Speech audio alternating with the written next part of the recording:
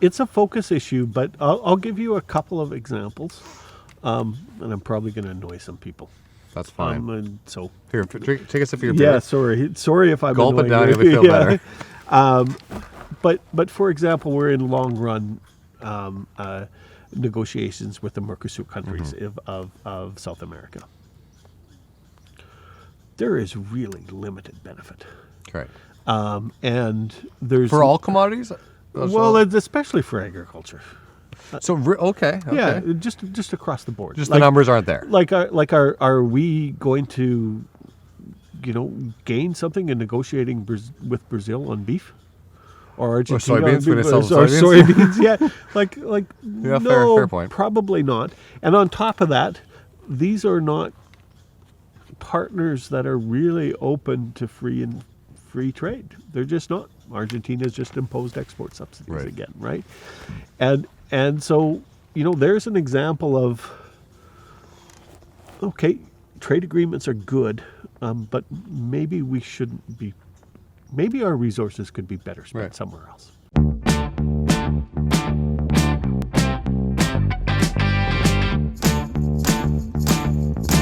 Hello, everyone, and welcome to another episode of the Grain Growers of Canada podcast, Beers with Branden.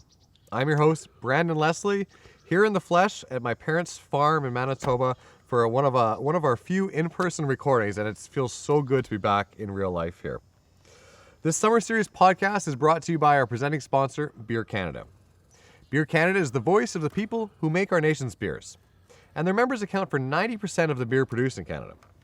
The sale of beer supports 149,000 Canadian jobs, generates $14 billion in gross domestic product, and $5.7 billion in government tax revenues. Beer Canada has represented brewers since 1943. October 6th is a day worth celebrating. October 6th is Canada Beer Day, a day to celebrate Canadian beer, the people who grow it, brew it, sell it, deliver it, serve it, and all of those who drink it. You can visit canadabeerday.ca to learn more about how to get involved. Today's guest is someone that I think many of you will recognize. You've maybe seen him speak at an event, and you're very likely to have seen him in one of our nation's many rural or agricultural newspapers. Cam Dahl is the current general manager of the Manitoba Pork Council. Prior to this position, he has held the roles of President of Cereals Canada and General Manager of the Manitoba Beef Producers.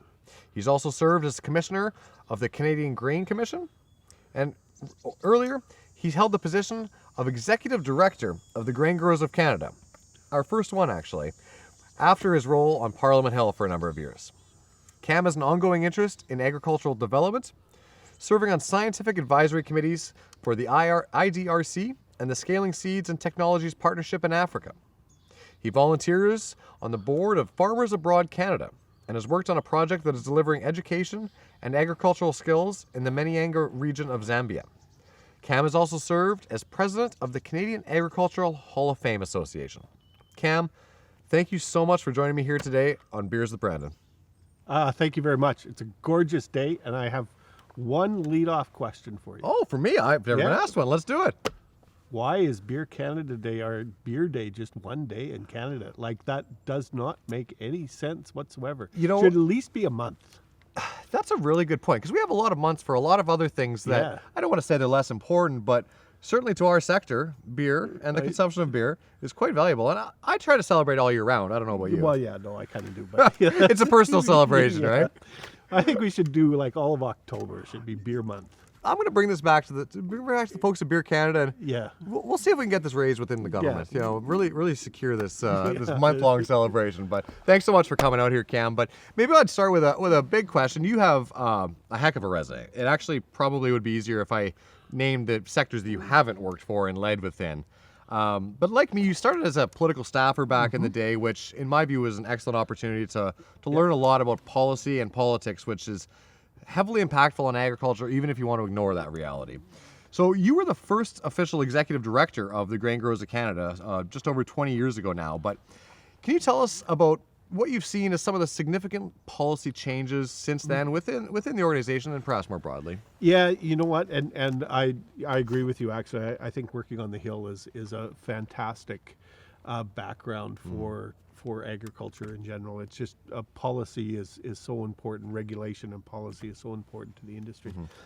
But in thinking back about when Grain Growers was formed, about how much has changed, and Grain Growers and its members and people that have worked for the organization need to be really proud of how much change has been driven. I'm thinking back, the primary policy of the day was of course, the Canadian Wheat Board marketing monopoly. There was no producer representation for the wheat industry in Western Canada.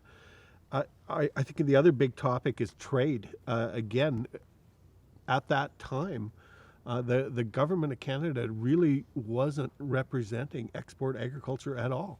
I'm thinking back to there were times when CAFTA representatives, going to a meeting of Cairns Group farm leaders, we needed to be invited by New Zealand because Canada wasn't wanting us to be at that table. And if you think of where we are today, some of that transition in marketing has been made. And we're seeing that big focus on gaining market access and focus on securing the trade that we have. Those are really huge advances, and Grain Growers has really helped to shape that. And in the day-to-day, the year-to-year, sometimes you forget those changes, but the influence has been large, and it's had a really big impact on Canadian farmers. It really has. That's great to hear, and I'm proud to be part of the organization. It's had its struggles over the years, and I think it's on the way up, and it's a good thing. But I'd like to ask, you mentioned that the government wasn't inviting our sector more or less to these sorts of conversations. Why was that? Partly because we weren't organized. Okay. Those that were of a more protectionist nature were very well organized and very well funded. And export agriculture was a million different voices. Right. And so at the end of the day, if government is getting, if government is being told 100 different things by 100 different people, they can do whatever they want. Yep. Right? And the fact that export agriculture was really not well organized, frankly, allowed successive governments to ignore them. Yep. And so, Grain Growers is part of that becoming an organized voice, and it really has made a difference. And so is CAFTA. I should mention CAFTA as well. And we're a member of CAFTA. We're closely with them, and as you say, united we succeed, divided we fall. But in that vein, over the years, I think it's fair to say that's improved. And I think it needs to continue to. But I'm kind of curious your thoughts on how ag groups are currently working together and how that progression has led to where we are today as kind of a unified voice on certainly on certain particular issues that are uniting, and kind of what that needs to look like in the future. I think it takes a lot of work. Yeah. And I really do see cycles in cooperation. We reach a point as industry as a whole where we realize that we're not united and government isn't listening to us. So we have to collaborate and we have to come together. And that's when you saw like Grain Growers Forum and CAFTA Forum to really come together because the need was obvious. And then you have some success and it swings the other way. We go back to our own silos and we go back to our own self-interest, and that collaboration starts to disappear because it takes a lot of work. I kind of think that's the part of the cycle we're in now. I see the industry as a whole as maybe focused more on our own self-interest than on the benefits of collaboration, because we've seen those benefits or we've realized them in a lot of ways, right? And whether it's on some of the trade work or that we've talked about, or things like the work around neonics and there's been real benefits, but it takes work, and I think we're in that downward cycle where we're perhaps we're more inward focused as organizations, and that's unfortunate. I think we need to put that effort into understanding why we started to work together in the first place. It's a really interesting point. You have the longevity that I don't, so I'm kind of looking at almost a snapshot in time over the last year and a little bit. But I know we've worked with a number of agricultural groups. One, I know I penned a letter and herding all of these groups to get logos and signatures and approval of a letter. With we had all the provincial organizations of all of the member groups, and it was challenging, as you say. It was very hard. So I know that it is still happening, but I find it interesting that it's perhaps on the downtrend, and it's a little bit frustrating. And what do we do when the government doesn't listen when we are united? Yeah, and the one thing I will say is for sure they won't listen when we're not. Yes. Like, we absolutely know that they will not listen when we're not united. And whether it's, I'll give you an example. I of course was at the Canadian Grain Commission, and that act has not been reformed significantly since the 1970s. No. Grain and oilseed and special crops production has changed a little bit since then, just a small portion. I think it was Larry Hirsch in the Western Producer that noted how many different points of view have been sent in on reform to the Canadian Grain Commission and the Canada Grain Act. Well, the likelihood of seeing significant reform when we're having that broad perspective, it's probably slim. So that's an example on the other side. Yeah, no, and you mentioned the Canada Grain Commission, which you were a commissioner of. What was that experience like? You know what? It was a fantastic experience. So first off, I worked with really good fellow commissioners. And Elwyn Hermanson, who of course was a long time involved in politics in Canada, as well as Jim Smolik, past president of the Grain Growers of Canada, one of the key founders of BC Grain Producers. So I worked with some really good people, including the staff at the time at the Grain Commission. But it was a chance to try to drive change from the other side, from the inside. And as you know from working on the Hill, you get to see what drives political leaders, and why do they really make the decisions that they make. And from working on the inside of a government agency, you get the flip side of that and say, okay, what goes into a memorandum to cabinet, from a bureaucratic point of view. It was really good experience. Would you ever go back to it? It was frustrating at days. Yeah, would you ever go back to it? Because I'm sure you were frustrated in days. Yeah, no, it how shall I phrase it? I don't regret for a day the work and the experience. And like I said, we were able to drive some change and some reform, and that was good. But sometimes government moves at a different pace than I'm used to. So yeah, that takes a while to get used to. It does take a while to get used to. But just going back quickly to the collaboration, is there any specific areas in which you think we should be collaborating a little closer? One that comes to my mind is trade. But what any other thoughts? I think public trust is probably another one where we probably should be working together more on. Trade is one. Combating protectionism, I really do see that there's a rise of a new nationalism out there, and it's protectionism is coming back, and whether you're selling pork or beef or canola or wheat, that access to international markets is so critically important, and we need to work together to combat that. Whether it's ensuring we have the resources in the field, I think, if there's a problem in Indonesia, we need to have the experts in the field right away. And again, I think we could be delivering a much better unified voice to government on those issues. I think I'm going to come back to that issue, specifically some of the presence that we have in other countries.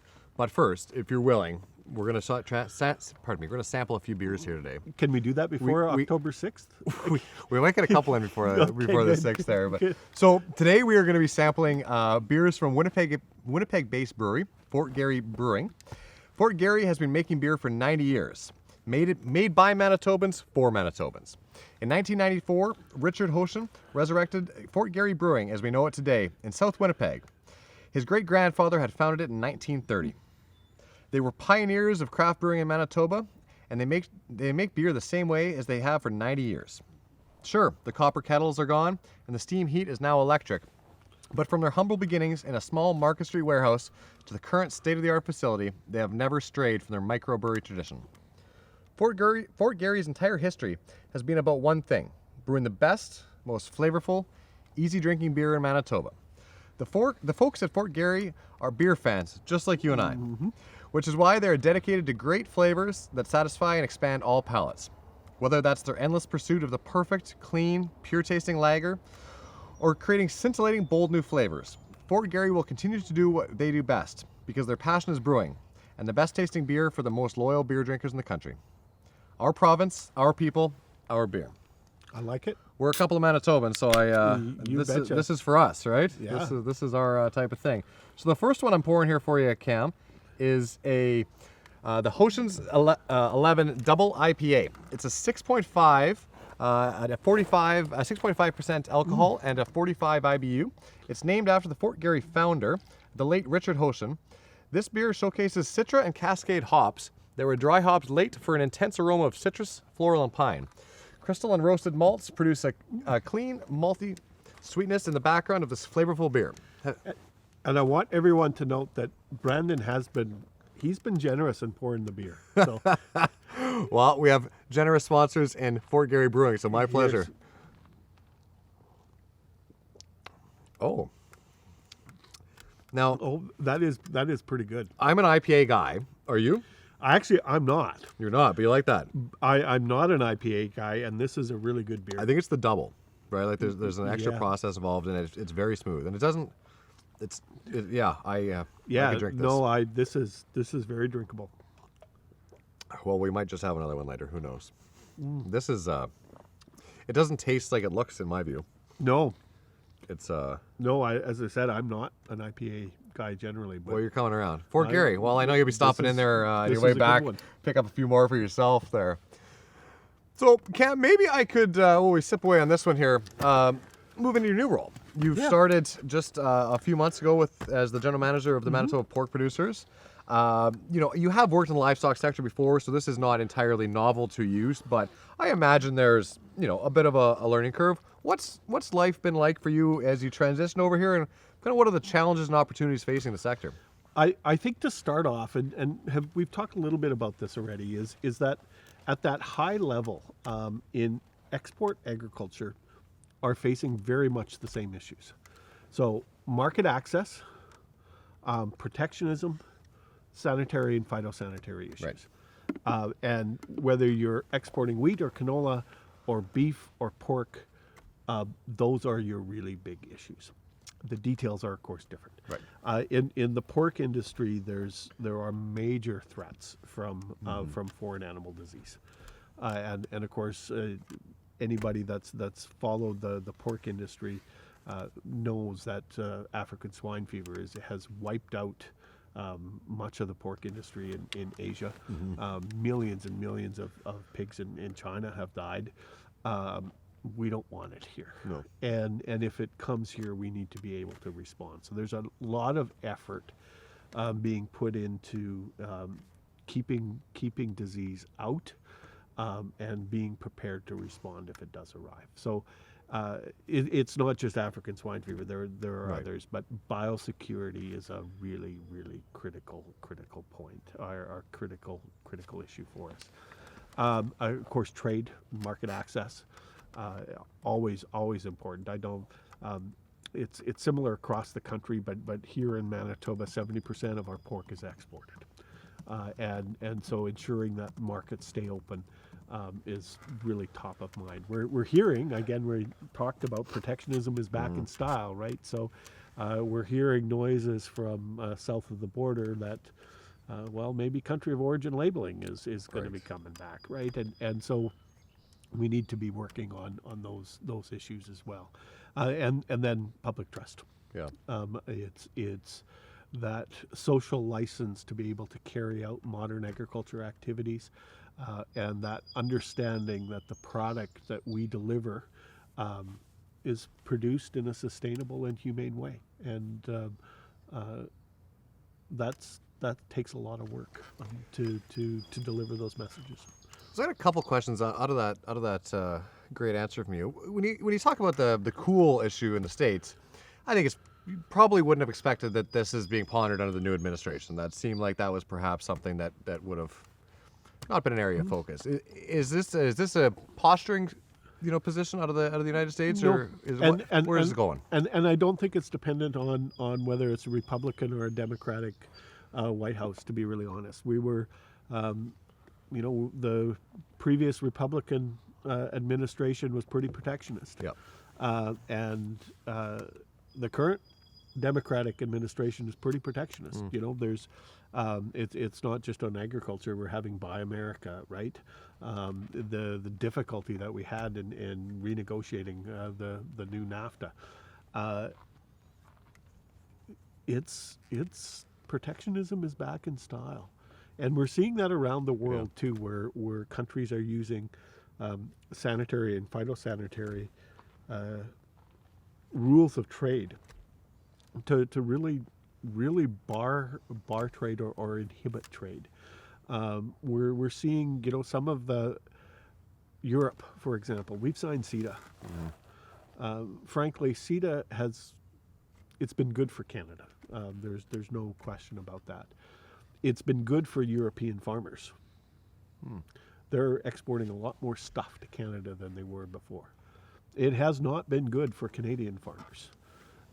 We have things like origin labeling in Italy on durum. We have all the conditions to export beef. We're not exporting any more pork. CETA hasn't been good for Canadian farmers, and what do we need to do to change that? But it's a trend. Protectionism is on the rise around the world, and that's really scary for an industry that depends on trade. Well, it's somewhat ironic because trade is what allows for food security. Absolutely. It doesn't actually make sense, but politically, obviously, it's effective, and it's why it's being utilized. You mentioned a couple. You mentioned the African swine fever, and then some of the biosecurity measures. What is Canada doing to present some of those disease challenges, both ASF and others, and what relation does it have to biosecurity? And are we talking just biosecurity, as in somebody coming in and trying to release pigs out of a barn or any other amount of livestock, or what are those biosecurity concerns? Well, I think a lot of people will be surprised that if you're working in a hog operation, you actually shower before you go into the barn. It's very real for producers that need to protect the health and welfare of the animals under their care. So hog producers in Canada and Manitoba really pay an enormous amount of attention to biosecurity. It's a top of mind. And when it comes to other countries around the world, we need to be, and we are, negotiating agreements that if something were to happen, for example, we're in Manitoba, so I'm going to pick on a different province, that if there was to be a foreign animal disease, for example, maybe an Alberta outbreak, that we can properly zone or compartmentalize the country, and those areas that are not impacted are still able to export. And so we need to put a lot of effort into negotiating those kinds of agreements as well. I know that can't be easy. Are we in a position that's actually how we're operating? Yes, we're able to do that, okay. And there's some of those agreements are in place already. So that's something that together industry and government are working on. Good. Well, I do want to. You touched on CETA, but I'd like to come back to that. Perhaps we could try our second drink first. Oh, if I got to okay finish for my you. first. Well, you can have a sip here, and so this one is going to be the Fort Garry Frontier. By the way, sorry, go ahead. Yes. For the record, I am an Aggie, and as an Aggie, I have sworn an oath never to waste a beer. So you got to finish the whole thing. Oh, fine. Well, I'm going to pour you another one here. And this one is the Fort Garry Frontier Pilsner. Now, I'm going to guess if you're not an IPA guy, you're probably more of a Pilsner guy or a lager guy. Yeah. Okay. So this one... I'll be honest, I do enjoy beer. Well, this is why I knew you'd be a perfect fit here over at Beers with Branden. Yeah. So this one is as they say, steeped in tradition. Fort Garry has recrafted their 1932 Frontier Pilsner, a malty lager with richness and flavor, and it's a wonderful, balanced, and easy drinking beer. I'd like you to tell me if that's the case. Cheers.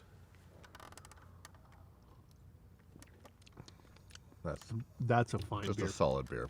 Yeah, Just a no, good beer. and hot summer day, well, a cold winter day, but a hot summer Yeah. day, this is a perfect beer. It's what I Yeah. want in a beer. Just Yeah. simple, perfect. I guess that's why it's traditional. Well, and the word drinkable is very, Very drinkable. very accurate.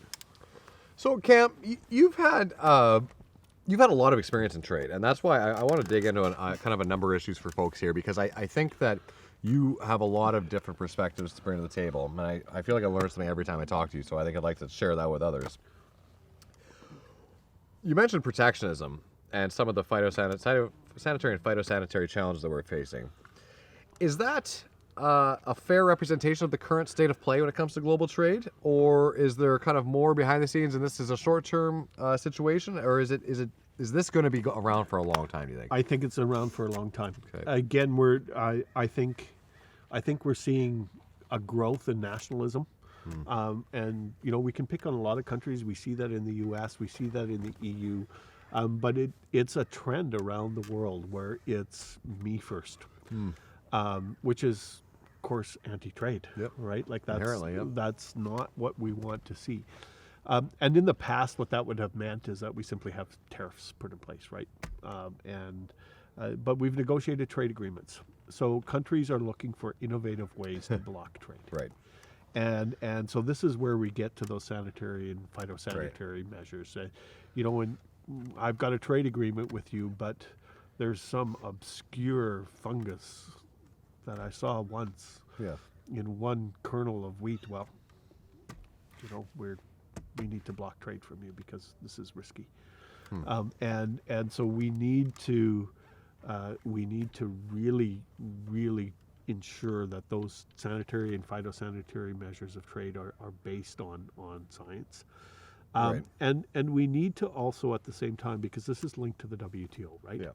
People think of the WTO as, it's a negotiating body, but it's also the body where we resolve disputes. And it's not really functioning very well at the moment. Again, this gets back to that growth of protectionism. Canada's done some things to help try to lead that forward. The Ottawa Group. Yeah. The Ottawa Group, for example. The U.S. has done some things like, preventing the appointment of appellate judges to block that. And again, I'm going to go back to it doesn't matter whether it's a Democrat or Republican Clearly. administration, right? We had the previous administration that was really trying to make the WTO dysfunctional. Yeah. That hasn't changed. No. We're He's not- never even promised that it would change. He's No. just kind of ignored it, right? It's been ignored. We're not having appellate judges appointed, right? No. Well, it doesn't help them, right? But it does, and that's, I think, the conversation we need to have is that free trade is important to Europe. It's important to the United States. It's important to the world, and we're on the wrong side of that cycle right now. Is this the end of a science-based, predictable rules-based trading system in the world, or is this a hiccup? Are we going to get to WTO reform in 6 years? I don't think it's a hiccup. WTO reform is really, really difficult. Yeah. Because it requires everyone to agree, which is, Yeah, good frankly, luck today, it's a silly way of trying to govern an organization, frankly. I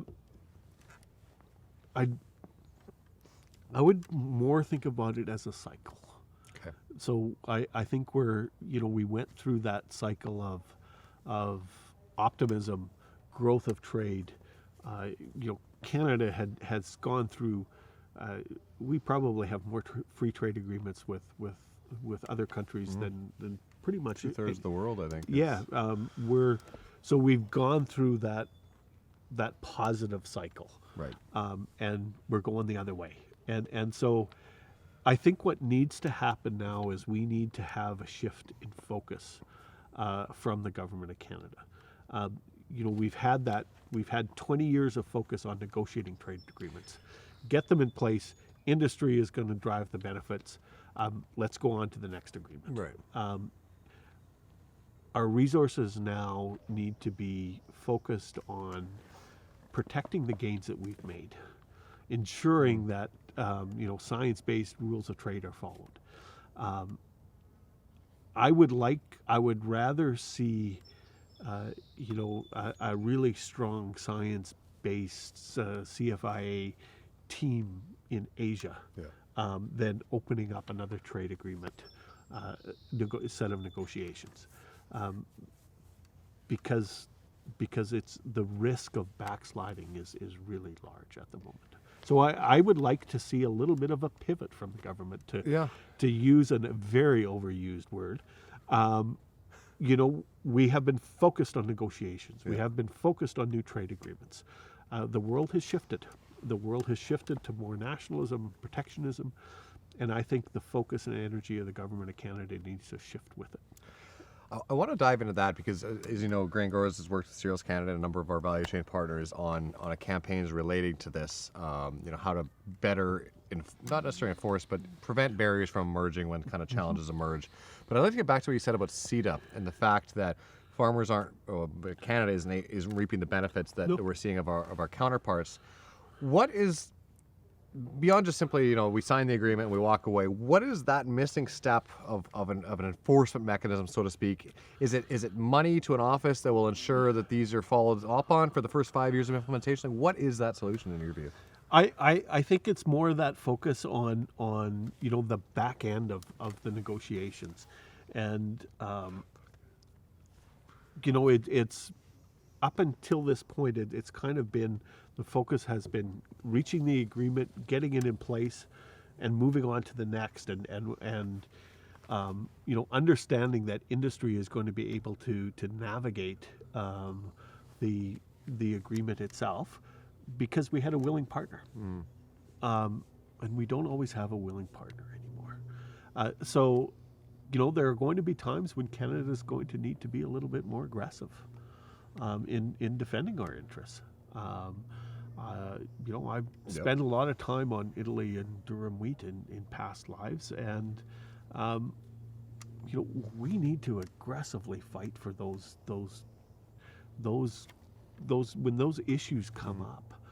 We need to fight back, and why do you think we don't? Partly it's not in our nature, right? There was bad press about the agreement, so we didn't really want to stir the pot a little bit, and it was too sensitive politically. It was too sensitive politically. Yeah, you hit the nail on the head. Or with how meat is treated and how meat is ensured that it's safe to eat. Right. Canada has some of the world leaders. We are world leaders in how meat is ensured to be safe. An example is carcasses are treated with a citrus wash. This is a really good beer, by the way. I want to make sure you get a little more. I know you like that one. Yeah, I like that one. Sorry to distract you. Carcasses are treated with a citrus wash to ensure that they're free of bacteria. So lemon juice.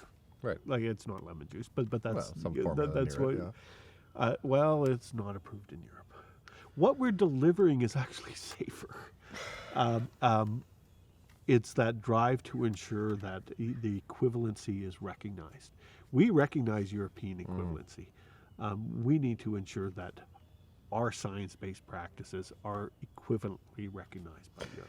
And again, so these are things that are in the agreement, but just not. They can be frustrated, right? Okay. It's not approved in Europe. So you can't do it.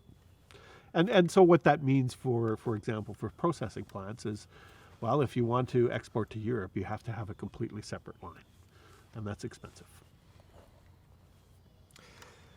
So you've been, as you mentioned, you've been working on the Italy file. I know you've worked on a number of countries that have thrown up barriers. Was it thistle seeds? Yes. In Vietnam, like There was a lot of effort put into Peru, which is one of our largest wheat customers. So I was told that the government used to have a website that tracked all of these trade barrier challenges in a list form that they just decided not to do anymore. Is it because there was too many now? I have no idea, to be honest. It seems like, it's unfortunate that every single commodity can point to multiple different challenges. And they're growing over time, Yeah. right? Like, again, if you go back 15, 20 years, the challenge was tariffs. We were talking about Well, they just found an alternative and this version, is the right? old challenge. Non-tariff trade barriers is what they're called for a reason, right? Exactly. It's just a different way. Yeah. So a couple of things that we've been working on here, and you mentioned earlier about having CFIA officials on the ground there. And I know, like, our trade commissioners, I think do good work. We have do. provincial trade offices that I think do really good work, Yeah. and industry. But you've told me this before, and I've heard it from others, that there's maybe a lack of coordination between all of the various levels of government that are involved abroad and industry. It's certainly juxtaposed to what we see some of our biggest competitors doing. Yeah. Could you kind of explain kind of what that difference is and how we as Canada needs to adjust to ensure we can avoid these from actually popping up? I'll focus on Europe or Sure. on Asia. It's not just Asia, but that's just such a growing market for us.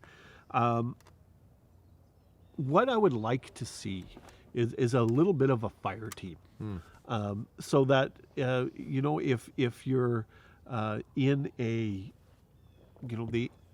embassy in Korea, and you learn that there's going to be some questions coming up, or there's some regulations that are going to change, that there's scientific expertise in Asia that can get on a plane and be in Seoul in the next day and sit down with Korean officials and say, okay, here's Canada's position, this is what it means, and we kind of disagree with you a little bit, and if you would just change your path just a little bit, it would facilitate trade between us. And to be able to have those conversations in advance of actually seeing regulation makes such a difference. And of course, it also ensures that we have personal relationships between regulators. And that's just so valuable. Everybody knows who carries out any form of business, that it's personal relationships, right? Yep. That's what it's made on.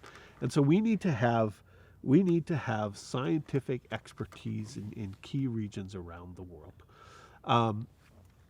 both to proactively promote science-based rules of trade, as well as I said, to act as that fire team. If things pop up, that we're able to get there really quickly. Put it out. And to put it out. And that can also be tied in with industry collaboration. That if there's issues coming up in pork exports to Taiwan, for example, that that fire team can include somebody from the Canadian pork industry. So we need to have that collaboration between government and industry, and we need to have stronger science-based resources in the field. And as I said, that's going to take money, that's going to take resources, and it's a little bit of a pivot in trade policy for the government of Canada, and it needs to happen. I think you're bang on there. You said something interesting, and I think it's something we want. You mentioned when regulators have that personal relationship with other regulators. We have a world-class regulatory system. In theory, our government should want our regulators to having influence over other regulators that are immature regulatory systems, right? So there's a reason that the government, it's a worthy investment for the government, in my view. Is that a fair assessment? It's a wonderful assessment, and we trade with a lot of countries around the world, and we spend a lot of money. And frankly, I've been involved in agriculture development. I agree with development.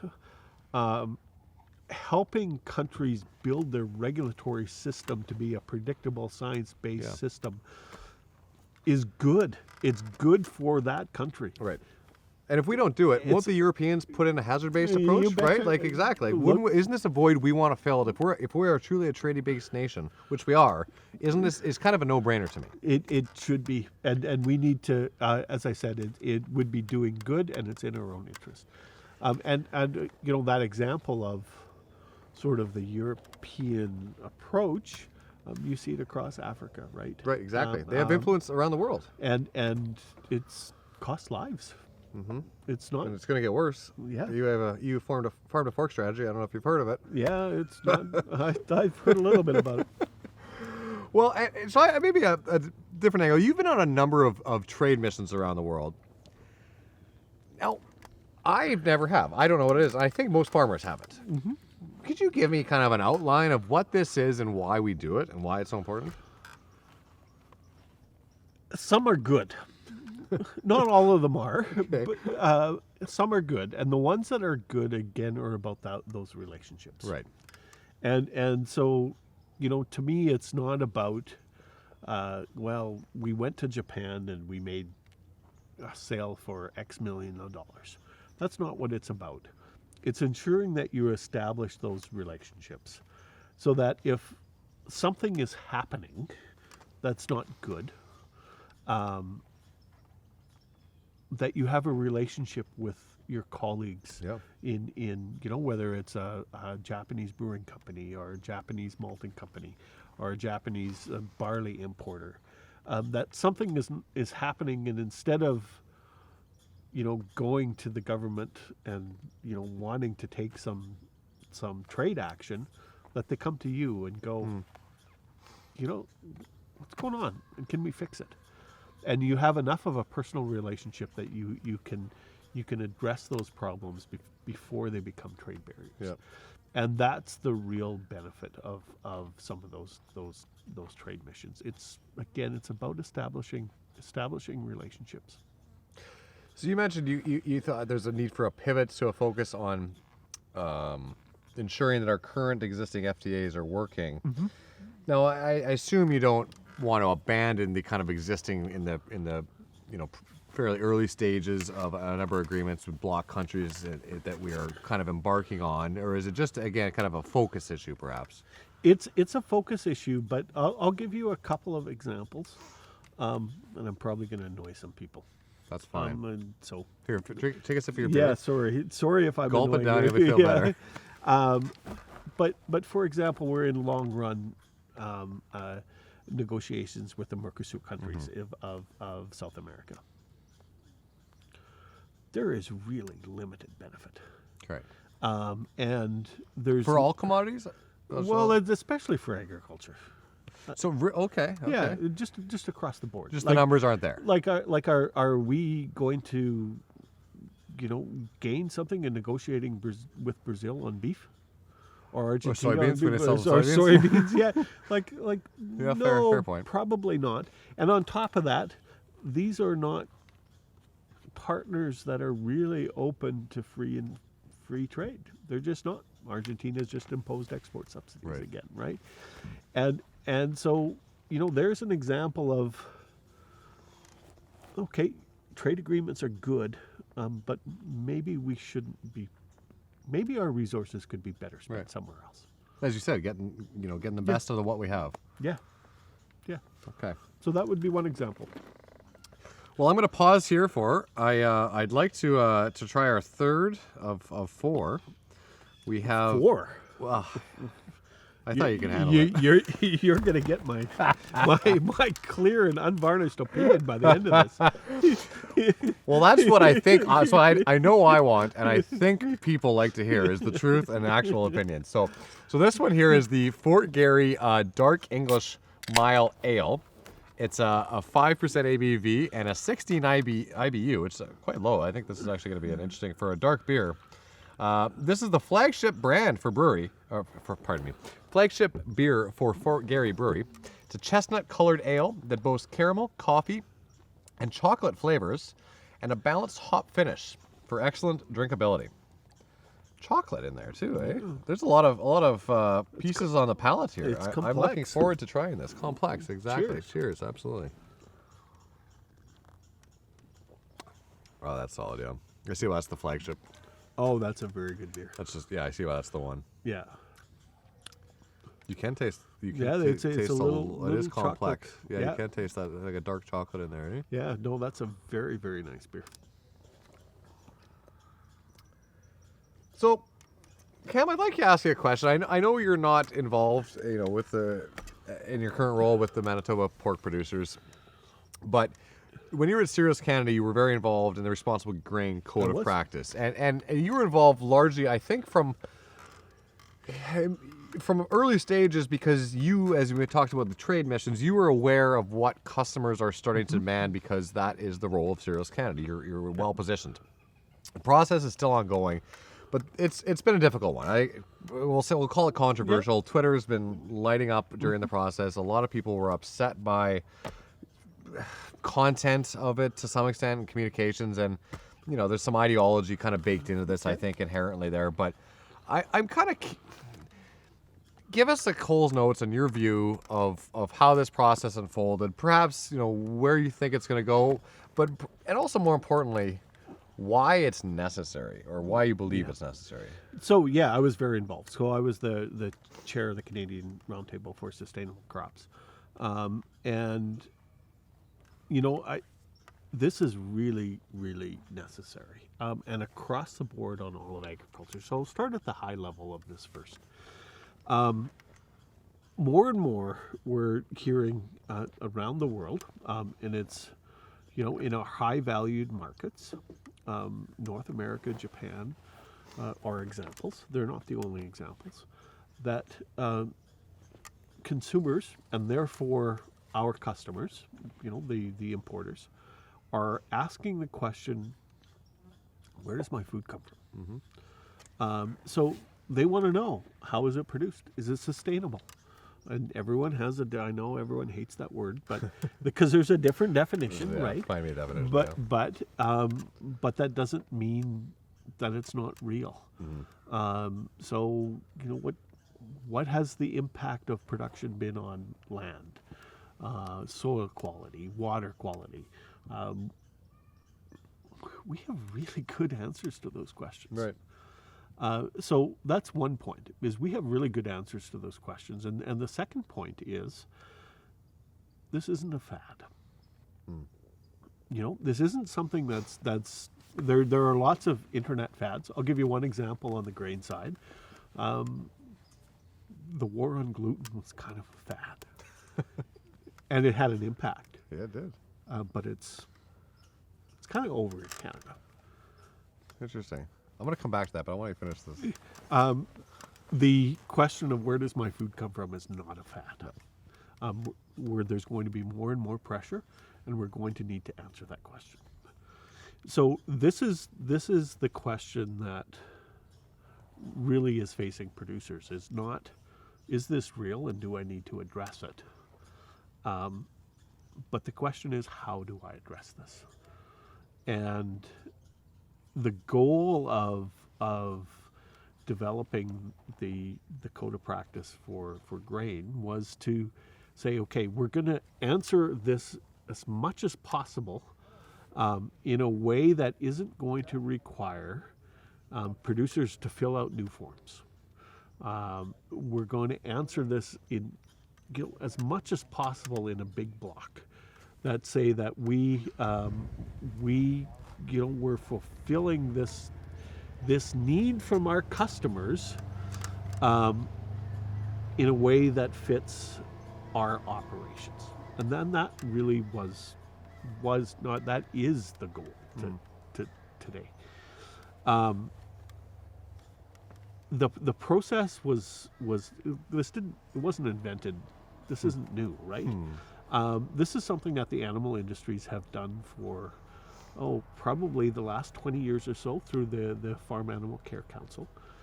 And so all the livestock industries have a code of practice. There's a code of practice for the care and handling of pigs. There's a code of practice for beef production, for sheep production, for horses. And it was, that was really driven by the animal care industry. So we have a model. And the models work really, really well. There's some of the key elements of that is, one, it has to be transparent. And so, this is not something that we're going to develop on our own in the basement and come out and say, hey, look, this is great. So there has to be some independence. So we're going to have to accept some outside people coming in and saying, Okay, I agree with that, or I don't agree with that. Their comments need to be based on science. Their perception needs to be based on science. It needs to include, absolutely be driven by farmers, but we need to have that outside expertise, and we need to have full and open consultations. And I think that's really where, perhaps where things got off the rail a little bit on this, and I think absolutely it will come back because this is really important. The consultations were real.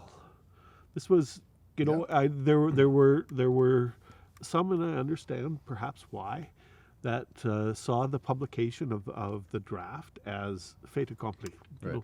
Somebody is wanting to impose something on me, and that. No, this was a consultation document. This is a consultation document, and the consultations are very real, and the feedback has been given. There was some concerns. There was a lot of concerns, but there was also a lot of positive feedback as well. And so we're going to see a revised code come back this fall. The Code Development Committee, some really good people on that. Jason Lentz has come in as the chair of the CRC, is also on the Code Development Committee. Ted Menzies came in as the chair of the Code Development Committee. Ted has a long history of trust, and it's been well earned, and he has put a lot of that on the line for this project. And again, that just shows to somebody who has recognized this is where our customers are going, and we need to supply the need. So what's the alternative?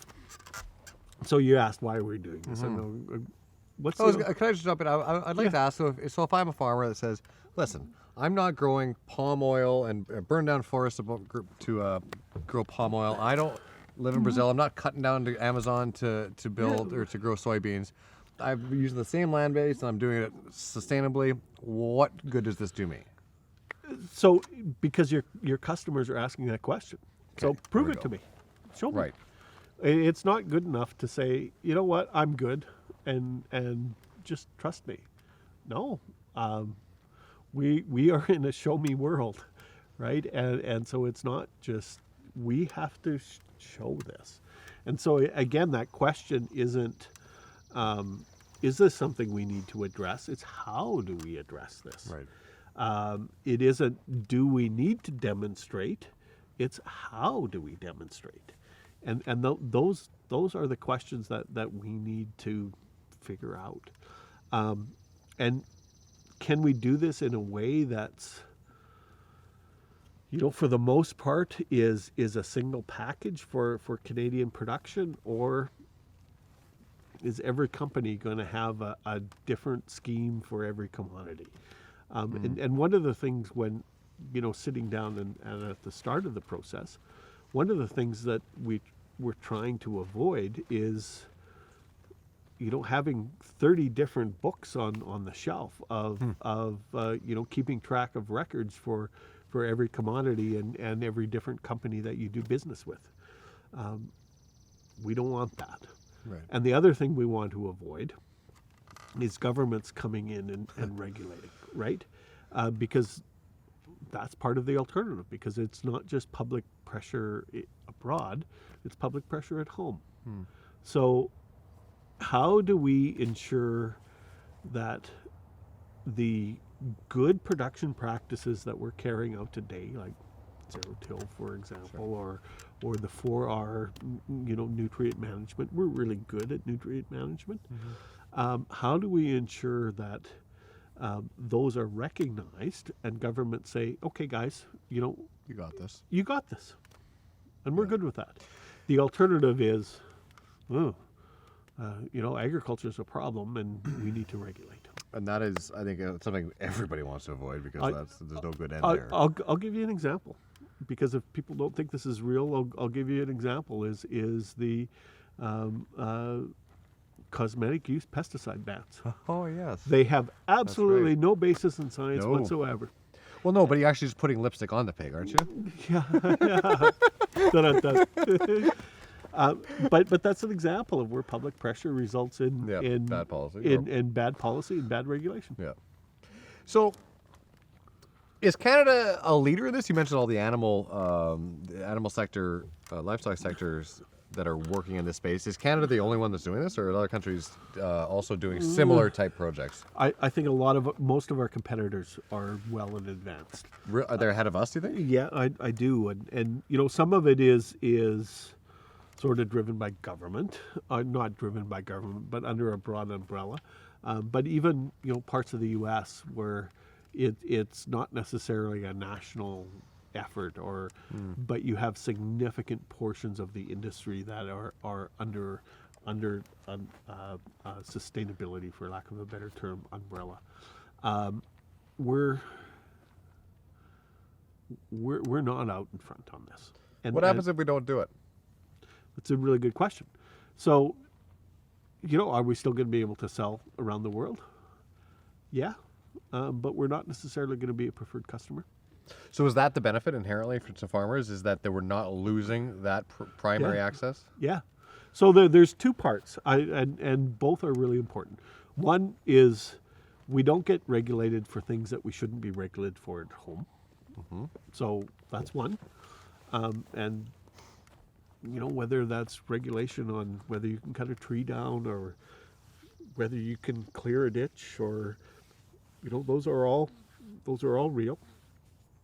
So the ensuring that we're not overly regulated at home, or not more than normal, and then ensuring market access. So those are the two. Yeah.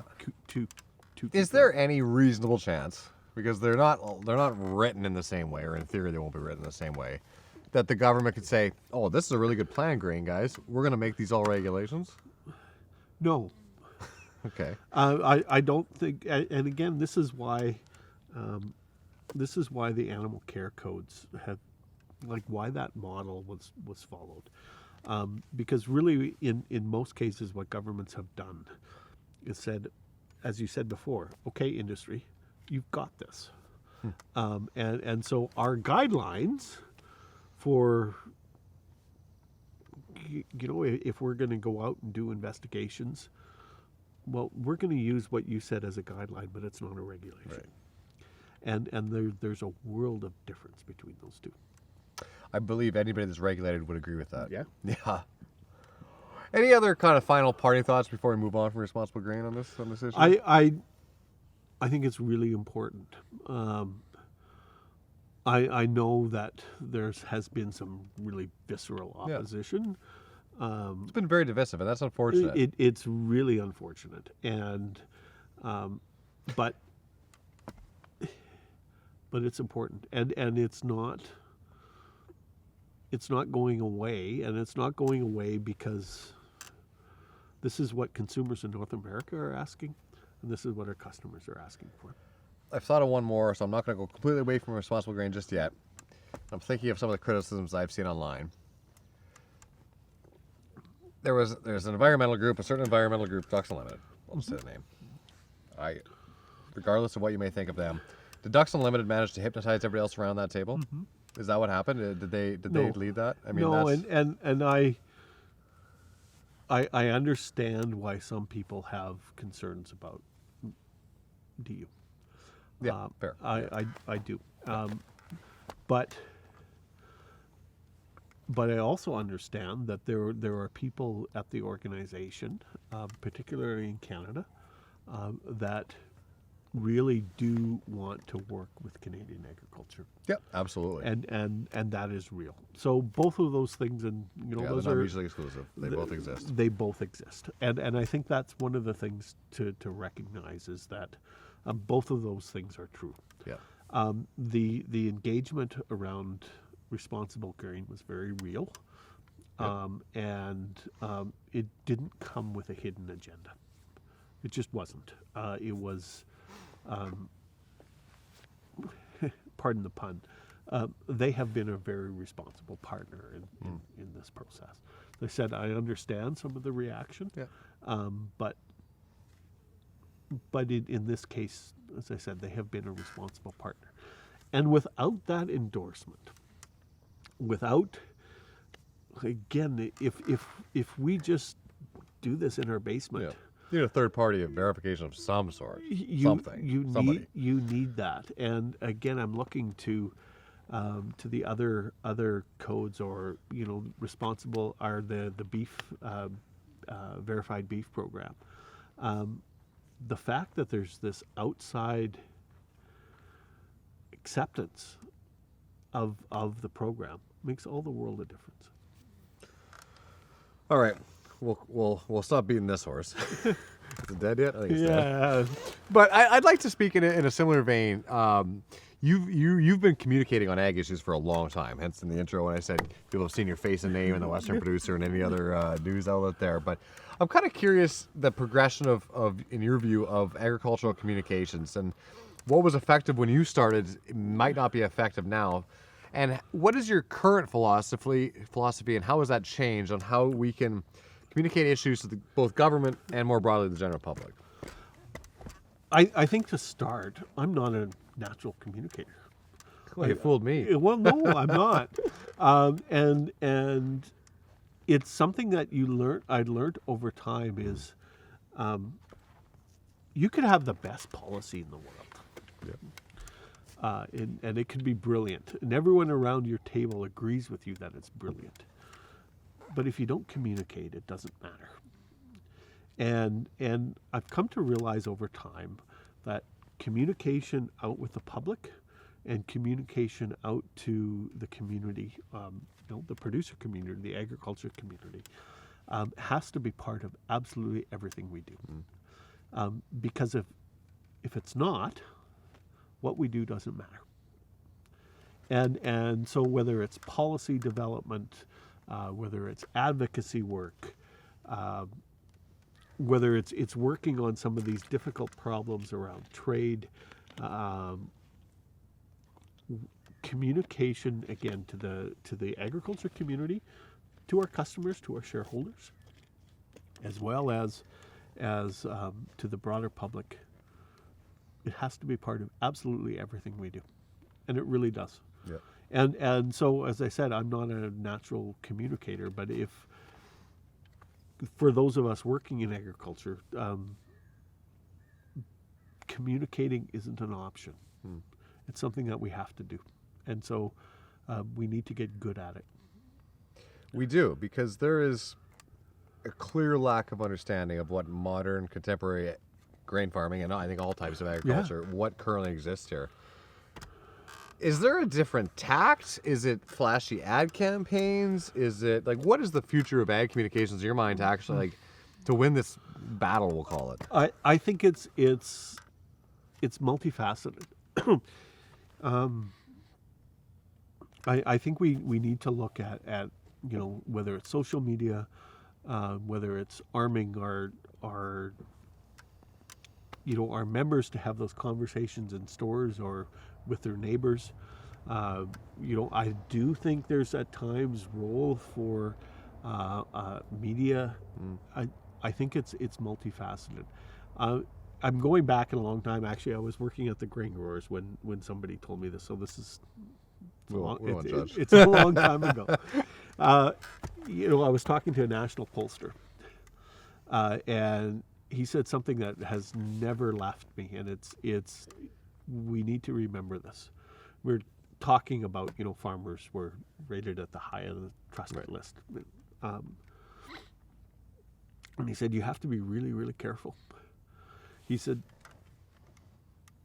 the public trusts farmers. They just don't like what you do. And it's that difference in perception between what agriculture was in 1950 and what it is today.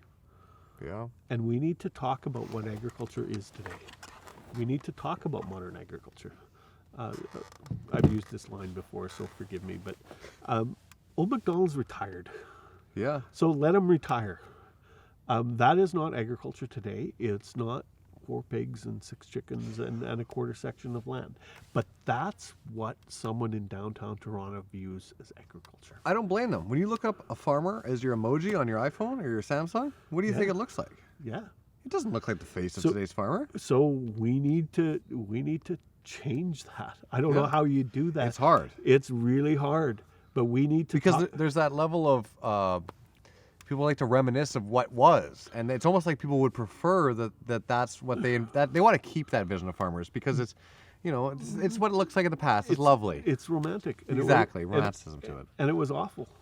Yeah, we're a hell of a lot better now. It was filled with poverty, and it was an awful life, and we've come such a long ways, and we shouldn't be shy about talking about modern agriculture. No. No.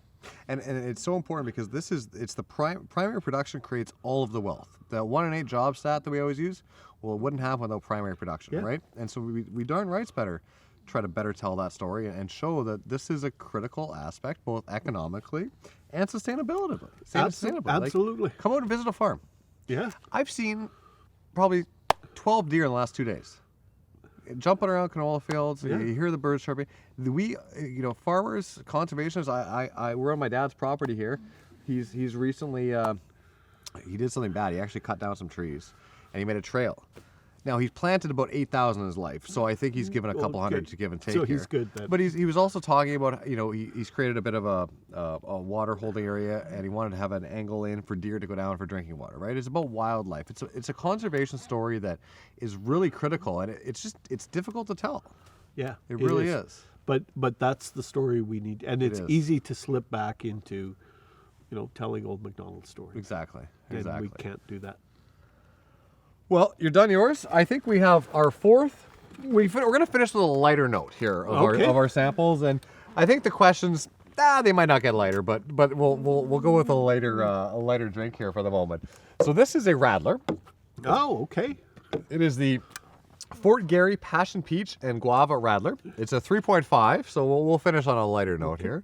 It's a blend of real peach, guava, and passion fruit juices with a refreshing light lager.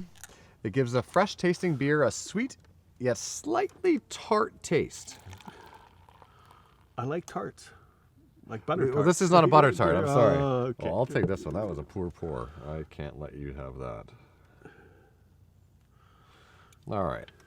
And I don't think I've mentioned, but you are going to need to pick one of the four here. Oh, you need to prioritize. I know you're a political staffer. You can't just say they're all great. You should have told me that at the beginning. Well, I'll give you a quick reminder that you'll look at the cans. Okay. It's going to be just fine. But let me know what you think of the Radler here first.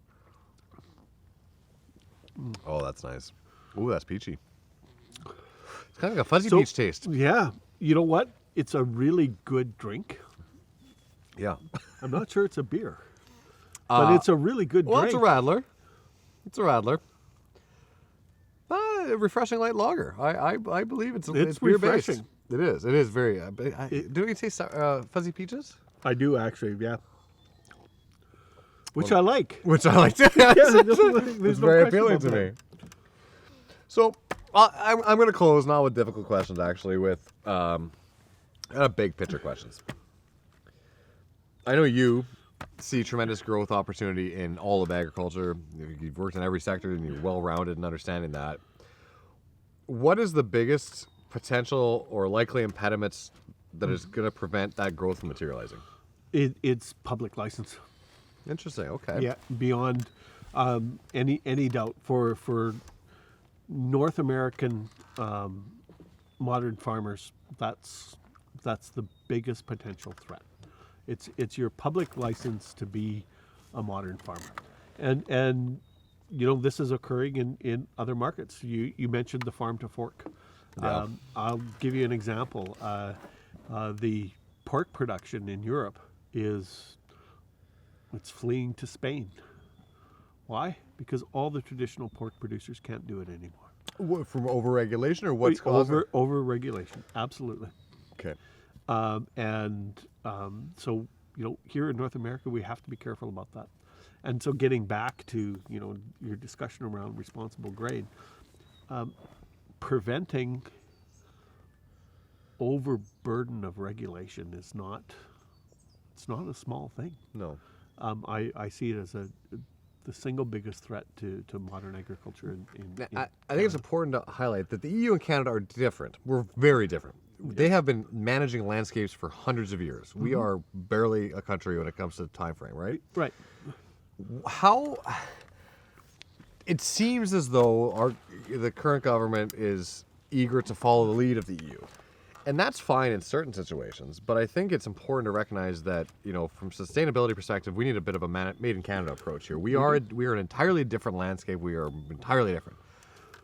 How important is it that we kind of chart our own course in this area? So we can loop back to the very beginning of this conversation when we were talking about collaboration. Because as an industry, we have to answer that question for ourselves. Because if we don't, governments are going to answer for us, and we're not going to like the reply.